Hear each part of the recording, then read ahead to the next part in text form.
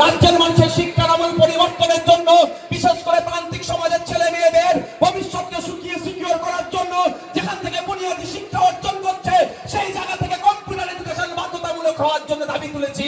আর ওই 3 অঙ্কুরের মতো দামড়া ছেলেগুলো, যাদের মনে হয় কলেজে আর কোনো ডিগ্রি ফিগ্রি নয়, তারা কি করছে? এই দাবির সাথে মান্যতা দিচ্ছে। কথা কি বলছে? এই হয়েছে সেই হয়েছে। আমি এখানে একটু চ্যালেঞ্জ করে যাই আপনাদের মাধ্যমে, যারা বেশি কথা বলছে। আমাদের খুব তাড়াতাড়ি স্টুডেন্ট ফান্ডে রাজ্য নেতৃত্বের নাম ঘোষণা হবে।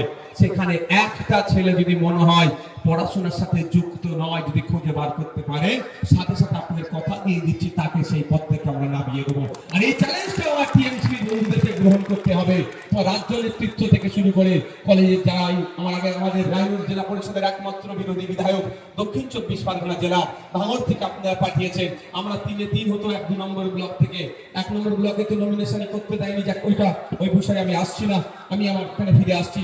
তো ও বললো কি যে কলেজে চাকরি করে সেও আবার টিএমসিপি করছে, এটা কি করে হয়? সেই চ্যালেঞ্জটা আমি দিলাম। অনেকে অনেক কথা বলছে। এই আপনারা কি আমরা কেউ লুঙ্গি পরে এসেছি না আমরা, যেটা বিজেপি কথা বলে?